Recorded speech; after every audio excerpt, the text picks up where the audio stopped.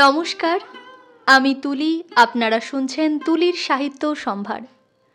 তুলির সাহিত্য সম্ভারের পক্ষ থেকে আজকে আপনাদের জন্য নিয়ে এসেছি কথা সাহিত্যিক শরৎচন্দ্র চট্টোপাধ্যায়ের পরেশ গল্পটি। প্রত্যেক শ্রোতা বন্ধুর কাছে আমার একান্ত অনুরোধ, অবশ্যই পুরো গল্পটা শুনে জানাবেন আমার উপস্থাপনা আপনাদের কেমন লাগছে। যদি ভালো লাগে অবশ্যই সেটা কমেন্ট বক্সে জানাবেন, আর আমার চ্যানেলের প্রত্যেকটা গল্পের নোটিফিকেশন সবার আগে পাওয়ার জন্য চ্যানেলটি সাবস্ক্রাইব করে পাশের বেল আইকনটা প্রেস করে দেবেন। শুরু করছি আজকের গল্প পরেশ। মজুমদার বংশ বড় বংশ। গ্রামের মধ্যে তাহাদের ভারী সম্মান। বড় ভাই গুরুচরণ এই বাড়ির কর্তা। শুধু বাড়ির কেন, সমস্ত গ্রামের কর্তা বলিলেও অত্যুক্তি হয় না।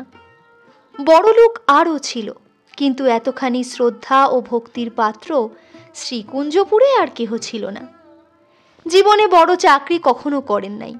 গ্রাম ছাড়িয়া অন্যত্র যাইতে সম্মত হইলে হয়তো তাহা দুষ্প্রাপ্য হইত না, কিন্তু প্রথম যৌবনে সেই যে একদিন অনতি দূরবর্তী জেলা স্কুলের মাস্টারিতে ঢুকিয়াছিলেন, কোনো লোভেই আর সেই শিক্ষালয়ের মায়া কাটাইয়া অন্যত্র যাইতে সম্মত হন নাই।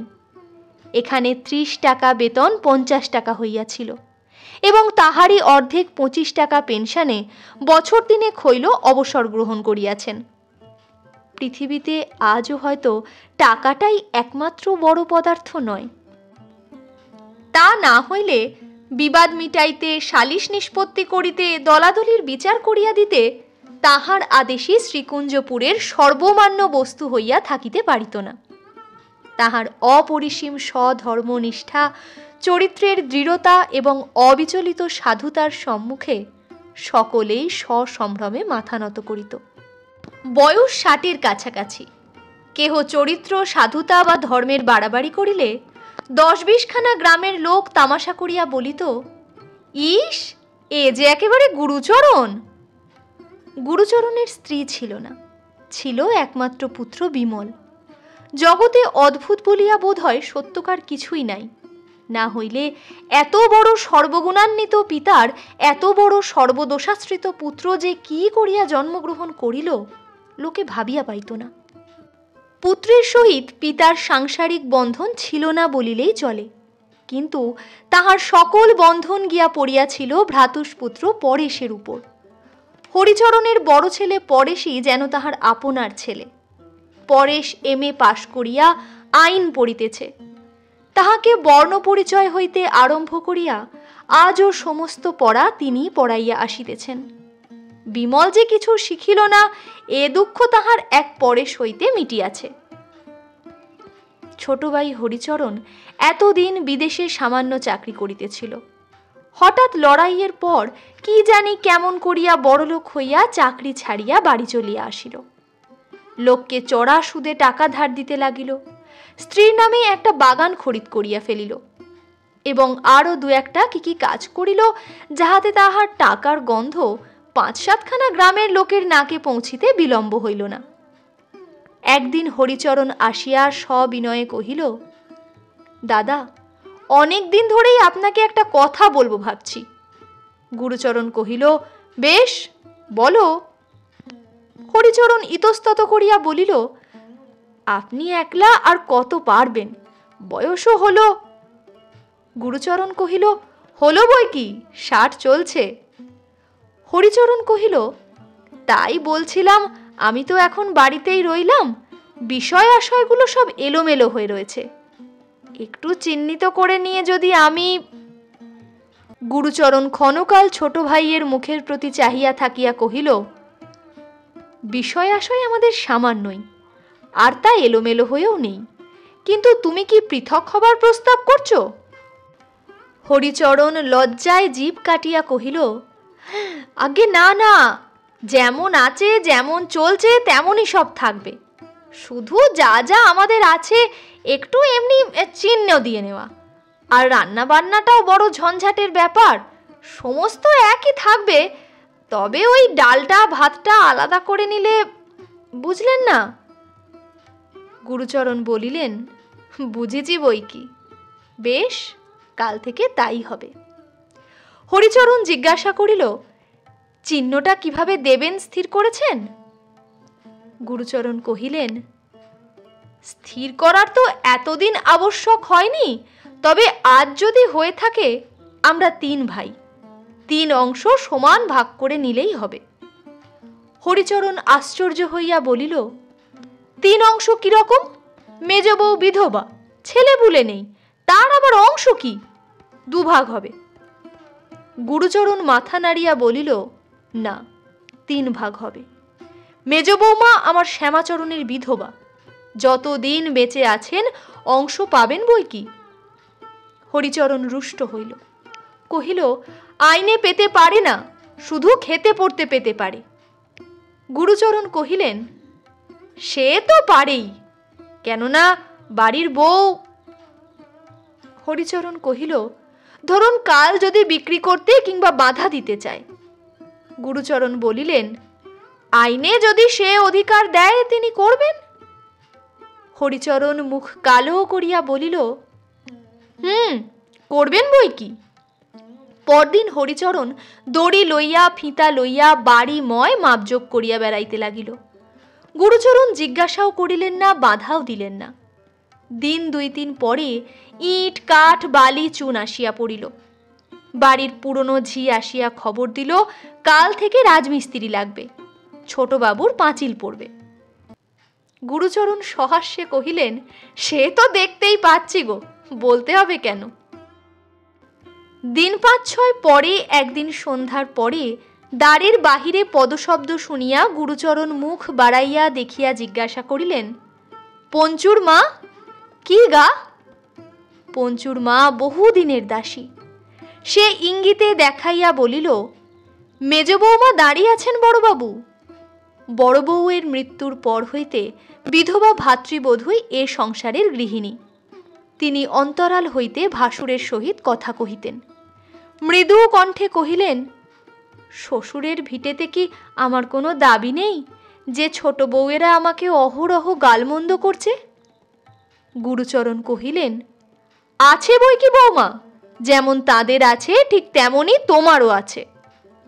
পঞ্চুর মা বলিল, কিন্তু এমন ধারা করলে তো বাড়িতে আর টিকতে পারা যায় না। গুরুচরণ সমস্ত শুনিতেছিলেন। ক্ষণকাল চুপ করিয়া থাকিয়া বলিলেন, পরেশকে আসতে চিঠি লিখে দিয়েছি। পঞ্চুর মা, একবার সে এসে পড়লেই সমস্ত ঠিক হয়ে যাবে। এ কটা দিন তোমরা একটু সহ্য করে থাকো। মেজ বউ ইতস্তত করিয়া কহিল, কিন্তু পরেশ কি? গুরুচরণ বাধা দিয়া কহিলেন, কিন্তু নয় মেজ বৌমা, আমার পরেশের সম্বন্ধে কিন্তু চলে না। হরি তার বাপ বটে, কিন্তু সে আমারই ছেলে। সমস্ত পৃথিবী যদি একদিকেও যায়, তবুও সে আমারই। তার জ্যাঠামশাই যে কখনো অন্যায় করে না, এ যদি সে না বোঝে, তো বৃথাই এতদিন পরের ছেলেকে বুক দিয়ে মানুষ করে এলাম। দাসী কহিল, সে আর বলতে, সে বছর মায়ের অনুগ্রহ হলে তুমি ছাড়া আর জমের মুখ থেকে তাকে কে কেড়ে আনতে পারত বড়বাবু? তখন কোথায় বা ছোটবাবু আর কোথায় বা তার সৎ মা? ভয়ে একবার দেখতে পর্যন্ত এলো না। তখন একলা জ্যাঠামশাই কি বা দিন কি বা রাত্রি। মেজ বৌমা বলিলেন, পরেশের নিজের মা বেঁচে থাকলেও হয়তো এতখানি করতে পারত না। গুরুচরণ কুণ্ঠিত হইয়া উঠিলেন, কহিলেন, থাক মা, ও সকল আলোচনা থাক। তাহারা প্রস্থান করিলে বৃদ্ধের চোখের সম্মুখে যেন বিমল এবং পরেশ আসিয়া পাশাপাশি দাঁড়াইল। জানালার বাহিরে অন্ধকার আকাশের প্রতি চাহিয়া অকস্মাৎ মুখ দিয়া দীর্ঘশ্বাস পড়িল। তাহার পর মোটা বাঁশের লাঠিটি হাতে তুলিয়া লইয়া সরকারদের বৈঠকখানায় পাশা খেলিতে চলিয়া গেলেন। পরদিন দুপুরবেলা গুরুচরণ ভাত খাইতে বসিয়াছিলেন। বাটির উত্তর দিকের বারান্দার কতকটা অংশ ঘিরিয়া লইয়া হরিচরণের রান্নার কাজ চলিতেছিল। তথা হইতে তীক্ষ্ণ নারী কণ্ঠে কি কটু কথাই যে বাহির হইয়া আসিতেছিল, তাহার সীমা নাই। তাহার আহারের যথেষ্ট বিঘ্ন ঘটিতেছিল। কিন্তু সহসা পুরুষের মোটা গলা আসিয়া যখন তাহাতে মিশিল, তখন ক্ষণকালের জন্য তিনি কান খাড়া করিয়া শুনিয়া হঠাৎ উঠিয়া দাঁড়াইলেন। মেজবধূ ঠাকুরানী অন্তরাল হইতে হায় হায় করিয়া উঠিলেন এবং পঞ্চুর মা ক্রোধে ক্ষোভে চিৎকার করিয়া এই দুর্ঘটনা প্রকাশ করিয়া দিল। প্রাঙ্গণে দাঁড়াইয়া গুরুচরণ ডাকিয়া কহিলেন, হরিচরণ, মেয়েদের কথায় আমি কান দিতে চাইনি, কিন্তু তুমি পুরুষ মানুষ হয়েও যদি বিধবা বড় ভাজকে এমনই করে অপমান করো, তার তো তাহলে আর বাড়িতে থাকা চলে না। এ কথার কেহ জবাব দিল না, কিন্তু বাহিরে যাইবার পথে ছোট বধূমাতার পরিচিত তীক্ষ্ণ কণ্ঠ তাহার কানে গেল। সে তামাশা করিয়া কহিতেছে, অমন করে অপমান করো না বলছি, মেজ বউ ঠাকুরন তাহলে বাড়িতে থাকিবেন না, কি হবে তখন? হরিচরণ প্রত্যুত্তরে কহিতেছে, পৃথিবী রসাতলে যাবে আর কি, কে বা থাকবার জন্য মাথার দিব্যি দিচ্ছে ওনাকে, গেলেই তো বাঁচা যায়। গুরুচরণ থমকিয়া দাঁড়াইয়া পড়িয়াছিলেন। বক্তব্য শেষ হইলে নীরবে নিষ্ক্রান্ত হইয়া গেলেন। হেডমাস্টার মশাইয়ের কন্যার বিবাহ উপলক্ষে গুরুচরণ কৃষ্ণনগরের উদ্দেশ্যে যাত্রা করিয়া বাহির হইয়াছিলেন। হঠাৎ শুনিতে পাইলেন, দিন দুই হইল পরেশ বাড়ি আসিয়াছে, কিন্তু আসিয়াই জ্বরে পড়িয়াছে। ব্যস্ত হইয়া পরেশের ঘরের মধ্যে প্রবেশ করিতেছিলেন। সম্মুখে ছোট ভাইকে দেখিতে পাইয়া জিজ্ঞাসা করিলেন, পরেশের নাকি জ্বর? হরিচরণ বলিয়া বাহির হইয়া গেল। ছোট বধূমাতার বাপের বাড়ির দাসী পথ আটকাইয়া বলিল, আপনি ঘরের ভেতর যাবেন না। যাব না কেন? ঘরে মা বসে আছেন, তাকে একটুখানি সরে যেতে বলো না ঝি। দাসী কহিল, সরে আবার কোথায় যাবেন, ছেলের মাথায় হাত বুলিয়ে দিচ্ছেন। এই বলিয়া সে নিজের কাজে চলিয়া গেল। গুরুচরণ আচ্ছন্নের মতো ক্ষণকাল দাঁড়াইয়া থাকিয়া ডাকিয়া বলিলেন, পরেশ, কেমন আছো বাবা? ভিতর হইতে এই ব্যাকুল প্রশ্নের কোনো সাড়া আসিল না, কিন্তু ঝি কোথা হইতে জবাব দিয়া কহিল, দাদাবাবুর জ্বর হয়েছে, শুনতে পেলেন তো? গুরুচরণ স্তব্ধভাবে সেইখানে মিনিট 2-3 দাঁড়াইয়া থাকিয়া আস্তে আস্তে বাহির হইয়া আসিলেন এবং কাহাকেও কোনো কথা না কহিয়া রেলওয়ে স্টেশনের অভিমুখে প্রস্থান করিলেন। সেখানে বিবাহ বাড়িতে আর কেহ তেমন লক্ষ্য করিল না, কিন্তু কাজকর্ম চুকিয়া গেলে তাহার বহুদিনের বন্ধু হেডমাস্টার মশাই আড়ালে ডাকিয়া জিজ্ঞাসা করিলেন, ব্যাপার কি ঘটেছে গুরুচরণ? হরিচরণ নাকি ভারী তোমার পিছনে লেগেছে? গুরুচরণ অন্যমনস্কের মতো কহিলেন, হরিচরণ কই না। না কি হে, হরিচরণের শয়তানি কাণ্ড তো সবাই শুনেছে। গুরুচরণের হঠাৎ যেন সমস্ত কথা মনে পড়িয়া গেল। কহিলেন, হ্যাঁ হ্যাঁ, বিষয় সম্পত্তি নিয়ে হরিচরণ গন্ডগোল করছে বটে। তাহার কথার ধরনে হেডমাস্টার ক্ষুণ্ণ হইলেন। ছেলেবেলার অকপট বন্ধু, তথাপি গুরুচরণ ভিতরের কথা ঔদাস্যের আবরণে গোপন করিতে চাহে, ইহাই মনে করিয়া তিনি আর কোনো প্রশ্ন করিলেন না। গুরুচরণ কৃষ্ণনগর হইতে বাড়ি ফিরিয়া দেখিলেন, তাহার এই কয়েকদিনের অনুপস্থিতির অবসরে উঠানের নানা স্থানে গর্ত খুঁড়িয়া হরিচরণ এমন কাণ্ড করিয়া রাখিয়াছে যে পা ফেলা যায় না। বুঝিলেন যে তাহার মর্জি এবং সুবিধা মতো ভদ্রাসন ভাগ হইয়া প্রাচীর পড়িবে। তাহার টাকা আছে, অতএব আর কাহারও মতামতের প্রয়োজন নাই। নিজের ঘরে গিয়া কাপড় ছাড়িতেছিলেন। মেজ বৌমাকে সঙ্গে করিয়া পঞ্চুর মা আসিয়া দাঁড়াইল। গুরুচরণ সংবাদ জিজ্ঞাসা করিতে যাইতেছিলেন, অকস্মাৎ অস্ফুট আর্ত কণ্ঠে কাঁদিয়া মেজ বৌমা কক্ষতলে লুটিয়া পড়িল। পঞ্চুর মা নিজেও কাঁদিতে লাগিল এবং কাঁদিতে কাঁদিতে জানাইল যে পরশু সকালে মেজ বৌমাকে গলায় ধাক্কা মারিয়া হরিচরণ বাড়ি হইতে বাহির করিয়া দিয়াছিল এবং সে উপস্থিত না থাকিলে মারিয়া আধমরা করিয়া দিত। ঘটনাটা সম্পূর্ণ উপলব্ধি করিতে গুরুচরণের অনেকখানি সময় লাগিল। তাহার পরেও তিনি মাটির মূর্তির মতো নির্বাক ও নিস্পন্দ হইয়া থাকিয়া হঠাৎ প্রশ্ন করিলেন, হরিচরণ সত্যি সত্যি তোমার গায়ে হাত দিলে বৌমা? পারলে? খানিক পরে জিজ্ঞাসা করিলেন, পরেশ বোধহয় শয্যাগত?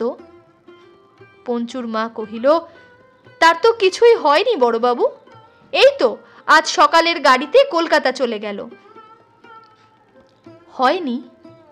তার বাপের কীর্তি সে তবে জেনে গেছে? পঞ্চুর মা কহিল, সমস্তই। গুরুচরণের পায়ের তলার মাটি পর্যন্ত যেন দুলিতে লাগিল। কহিলেন, বৌমা, এত বড় অপরাধের শাস্তি যদি তার না হয় তো এ বাড়ি থেকে আমার বাস উঠল। এখনো সময় আছে, আমি গাড়ি ডেকে আনছি, তোমাকে আদালতে গিয়ে নালিশ করতে হবে। আদালতে নালিশ করার নামে মেজবউ চমকিয়া উঠিল। গুরুচরণ বলিলেন, গৃহস্থের বৌঝির পক্ষে এ কাজ সম্মানের নয় সে আমি জানি, কিন্তু এত বড় অপমান যদি মুখ বুজে সহ্য করো মা, ভগবান তোমার প্রতি নারাজ হবেন। এর চেয়ে বেশি কথা আমি জানি নে। মেজবউ ভূমিশয্যা হইতে উঠিয়া দাঁড়াইয়া কহিল, আপনি পিতৃতুল্য, আমাকে যা আদেশ করবেন আমি অসংকোচে তাহাই পালন করিব। হরিচরণের বিরুদ্ধে নালিশ রজু হইল। গুরুচরণ তাহার সাবেক দিনের সোনার চেন বিক্রি করিয়া বড় উকিলের মোটা ফি দাখিল করিলেন। নির্দিষ্ট দিনে মামলার ডাক পড়িল। হরিচরণ হাজির হইল, কিন্তু বাদিনীর দেখা নাই। উকিল কি একটা বলিল, হাকিম মোকদ্দমা খারিজ করিয়া দিলেন। ভিড়ের মধ্যে গুরুচরণের হঠাৎ চোখ পড়িল পরেশের উপর। সে তখন মুখ ফিরাইয়া মৃদু মৃদু হাসিতেছে। গুরুচরণ বাটি আসিয়া শুনিলেন, বাপের বাড়িতে কাহার কি নাকি একটা ভারী অসুখের সংবাদ পাইয়া মেজবউ স্নানাহারের সময় পান নাই, গাড়ি ডাকাইয়া সেখানে চলিয়া গিয়াছেন। পঞ্চুর মা হাত মুখ ধোবার জল আনিয়া দিয়া হঠাৎ কাঁদিয়া ফেলিয়া বলিল, রাতও মিথ্যে দিনও মিথ্যে বড়বাবু, তুমি আর কোথাও চলে যাও, এ পাপের সংসারে বোধহয় তোমার আর জায়গা হবে না। ঢাক আসিল, ঢোল আসিল, কাঁসি আসিল। মামলায় জয়ী হওয়ার উপলক্ষে এ বাড়িতে শুভচণ্ডীর পূজার বাদ্য ভাণ্ড রবে সমস্ত গ্রাম তোলপাড় হইয়া উঠিবার উপক্রম হইল। দ্বিধাবিভক্ত ভদ্রাসনের এক অংশে রহিল হরিচরণ ও অপর অংশে রহিলেন গুরুচরণ ও সংসারের বহুদিনের দাসী পঞ্চুর মা। পরদিন সকালে পঞ্চুর মা আসিয়া কহিল, রান্নার সমস্ত জোগাড় করে দিয়েছি বড়বাবু। রান্নার জোগাড়? ও ঠিক, চলো যাই। এই বলিয়া গুরুচরণ উঠিবার উপক্রম করিতে দাসী কহিল, কিছু তাড়াতাড়ি নেই বড়বাবু, বেলা হোক না, আপনি বরঞ্চ আজ গঙ্গা স্নান করে আসুন। আচ্ছা তাই যাই বলিয়া গুরুচরণ নিমেষের মধ্যে গঙ্গা স্নানে যাইবার জন্য প্রস্তুত হইয়া দাঁড়াইলেন। তাহার কাজ বা কথার মধ্যে অসঙ্গতি কিছুই ছিল না, তবুও পঞ্চুর মার কেমন যেন ভারী খারাপ ঠেকিল। তাহার কেবলই মনে হইতে লাগিল, এ যেন সেই বড়বাবু নয়। পঞ্চুর মা বাড়ির ভিতরে আসিয়া চেঁচিয়া বলিতে লাগিল, কখনো ভালো হবে না, কখনো না, শাস্তি ভগবান দেবেনই দেবেন। কার ভালো হইবে না, কাহাকে তিনি শাস্তি দেবেন ঠিক বুঝা গেল না, কিন্তু ছোটর তরফ হইতে এ লইয়া বিবাদ করিতে সেদিন কেহই উদ্যত হইল না। এমন করিয়াই দিন কাটিতে লাগিল। গুরুচরণের একমাত্র সন্তান বিমলচন্দ্র যে সুসন্তান নয়, পিতা তাহা ভালো করিয়াই জানিতেন।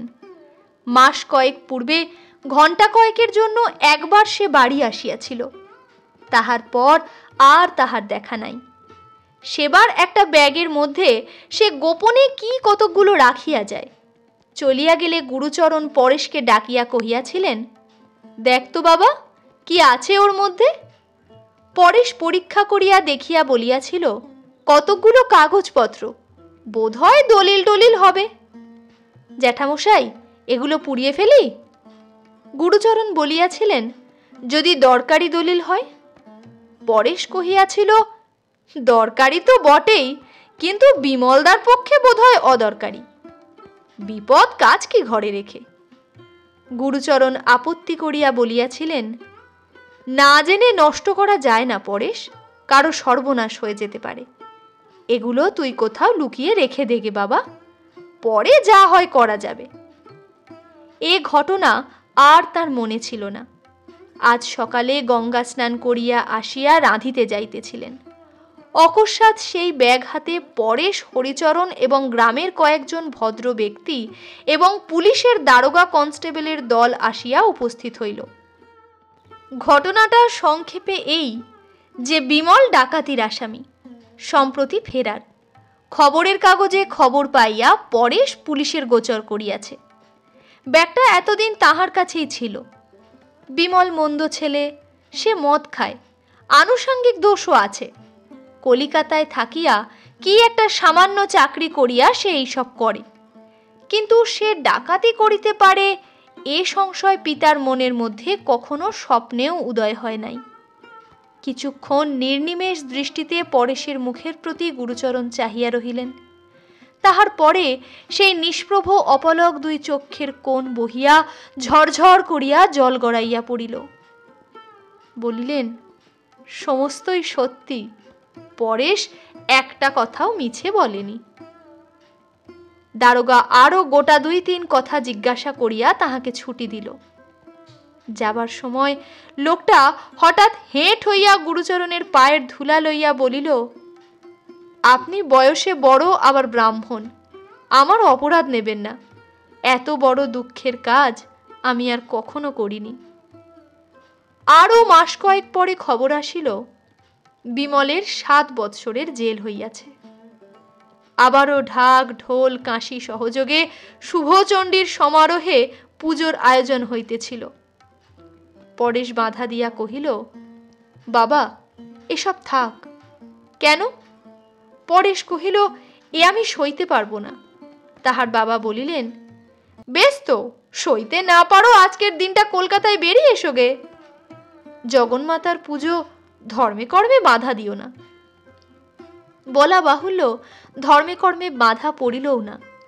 দিন 10 পরে একদিন সকালে গুরুচরণের ঘরের দিকে অকস্মাৎ একটা হাঁকাহাঁকি চেঁচামেচির শব্দ উঠিল। খানিক পরে গয়লা মেয়ে কাঁদিতে কাঁদিতে আসিয়া উপস্থিত হইল। তাহার নাক দিয়া রক্ত পড়িতেছে। হরিচরণ ব্যস্ত হইয়া জিজ্ঞাসা করিলেন, রক্ত কিসের গো মোক্ষদা, ব্যাপার কি? কান্নার শব্দে বাটির সকলে আসিয়াই পৌঁছিলেন। মোক্ষদা বলিল, দুধে জল দিয়েছি বলে বড়বাবু লাথি মেরে আমায় গর্তে ফেলে দিয়েছেন। হরিচরণ কহিল, কে কে দাদা? যা। পরেশ বলিল, জ্যাঠামশাই, মিথ্যে কথা। ছোট গিন্নি বলিলেন, বটঠাকুর দিয়েছেন মেয়ে মানুষের গায়ে হাত? তুই কি স্বপ্ন দেখছিস গয়লা মেয়ে? সে গায়ের কাদামাটি দেখাইয়া ঠাকুর দেবতার দিব্যি করিয়া বলিল, ঘটনা সত্য। ইনজংশনের কৃপায় প্রাচীর তোলা বন্ধ হইল বটে, কিন্তু উঠানের গর্তগুলো তেমনই ছিল, বুঝানো হয় নাই। গুরুচরণ লাথি মারায় ইহারই মধ্যে মোক্ষদা পড়িয়া গিয়া আহত হইয়াছে। হরিচরণ কহিল, চল আমার সঙ্গে, নালিশ করে দিবি। গৃহিণী কহিলেন, কি যে অসম্ভব বলো তুমি, বটঠাকুর মেয়ে মানুষের গায়ে হাত দেবেন? মিছে কথা। পরে স্তব্ধ হইয়া দাঁড়াইয়া রহিল, একটা কথাও কহিল না। হরিচরণ কহিল, মিছে হয় ফেঁসে যাবে, কিন্তু দাদার মুখ দিয়ে তো আর মিথ্যে বার হবে না। মেরে থাকেন তো শাস্তি হবে। যুক্তি শুনিয়া গৃহিণীর সুবুদ্ধি আসিল। কহিলেন, সে ঠিক, নিয়ে গিয়ে নালিশ করিয়ে দাও, ঠিক সোজা হয়ে যাবে। হইলও তাই। দাদার মুখ দিয়া মিথ্যা বাহির হইল না। আদালতের বিচারে তাহার 10 টাকা জরিমানা হইয়া গেল। এবার শুভচণ্ডীর পুজো হইল না বটে, কিন্তু পরদিন দেখা গেল কতকগুলো ছেলে দল পাকাইয়া গুরুচরণের পিছনে পিছনে হৈ হৈ করিয়া চলিয়াছে।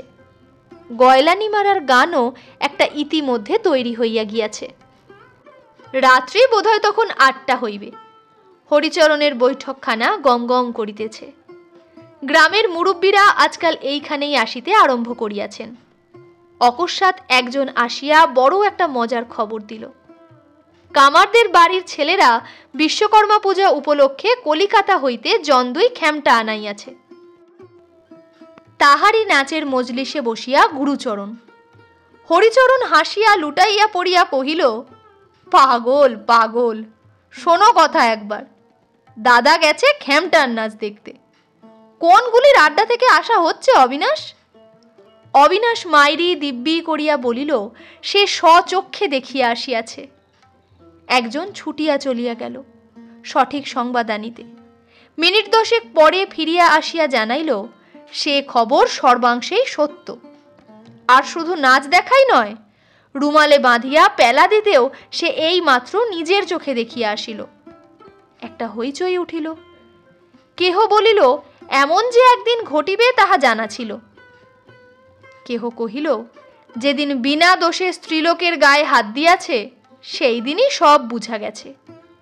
একজন ছেলের ডাকাতির উল্লেখ করিয়া কহিল, ওই থেকেই বাপের চরিত্রও আন্দাজ করা যায়। এমন কত কি। আজ কথা কহিল না শুধু হরিচরণ। সে অন্যমনস্কের মতো চুপ করিয়া বসিয়া রহিল। তাহার কেমন যেন আজ ছেলেবেলার কথাগুলো মনে হইতে লাগিল। এই কি তাহার বরদা? এই কি গুরুচরণ মজুমদার? রাত্রি বোধহয় 3য় প্রহর, কিন্তু নাচ শেষ হইতে তখনও বিলম্ব আছে। বিশ্বকর্মার পুজো সকালেই শেষ হইয়াছে, কিন্তু তাহারই যে টানিয়া ভক্তের দল মদ খাইয়া মাংস খাইয়া খ্যামটা নাচাইয়া একটা দক্ষযজ্ঞের সমাপ্তি করিতেছে। অধিকাংশেরই কাণ্ডজ্ঞান বোধ হয় আর নাই। আর তাহারই মাঝখানে বসিয়া স্মিত মুখে বৃদ্ধ গুরুচরণ। কে একজন চাদরে মুখ ঢাকিয়া ধীরে ধীরে তাহার পিঠের উপর হাত রাখিতেই তিনি চমকাইয়া ফিরিয়া চাহিয়া কহিলেন, কে? লোকটি কহিল, আমি পরেশ। জ্যাঠামশাই, বাড়ি চলুন। গুরুচরণ আর দ্বিরুক্তি করিলেন না, বলিলেন, বাড়ি চলো। উৎসব মঞ্চের একটা ক্ষীণ আলোক রাস্তায় আসিয়া পড়িয়াছিল। সেইখানে আসিয়া পরেশ এক দৃষ্টে গুরুচরণের মুখের প্রতি চাহিয়া রহিল। চোখে সে জ্যোতি নাই, মুখে সে তেজ নাই, সমস্ত মানুষটাই যেন ভূতাবিষ্টের ন্যায়। এতদিন পরে তাহার চোখ দিয়া জল পড়িতে লাগিল, এবং এতদিন পরে আজ তাহার চোখে ঠেকিল। লোকের কাছে জ্যাঠামশাইয়ের যেন লজ্জা পাইবার আর কিছুই নাই। এই অর্ধ সচেতন দেহ ছাড়িয়া তিনি অন্তর্হিত হইয়া গেছেন। কহিল, আপনার কাশী যাবার বড় ইচ্ছে জ্যাঠামশাই, যাবেন? গুরুচরণ কাঙালের মতো বলিয়া উঠিলেন, যাব পরেশ, যাব, কিন্তু আমাকে নিয়ে যাবে কে? পরেশ কহিল, আমি নিয়ে যাব জ্যাঠামশাই। তবে চলো একবার বাড়ি থেকে জিনিসপত্রগুলো নিয়ে আসি গে। পরেশ কহিল, না জ্যাঠামশাই, ও বাড়িতে আর না, ওর কিচ্ছু আমরা চাইনি। গুরুচরণের হঠাৎ যেন হুঁশ হইল। ক্ষণকাল নীরব থাকিয়া কহিলেন, কিচ্ছু চাইনে? ও বাড়ির আমরা কিচ্ছুটি চাইনে? পরেশ চোখ মুছিয়া বলিল, না জ্যাঠামশাই, কিচ্ছুটি চাইনে। ওসব নেবার অনেক লোক আছে, চলুন। চলো কহিয়া গুরুচরণ পরেশের হাত ধরিলেন এবং জনহীন অন্ধকার পথ ধরিয়া উভয়ে রেলওয়ে স্টেশনের অভিমুখে অগ্রসর হইয়া গেলেন। নমস্কার, আজকের গল্পটি এখানেই সমাপ্ত হলো। অবশ্যই প্রত্যেকে জানাবেন আমার উপস্থাপনা আপনাদের কেমন লাগছে।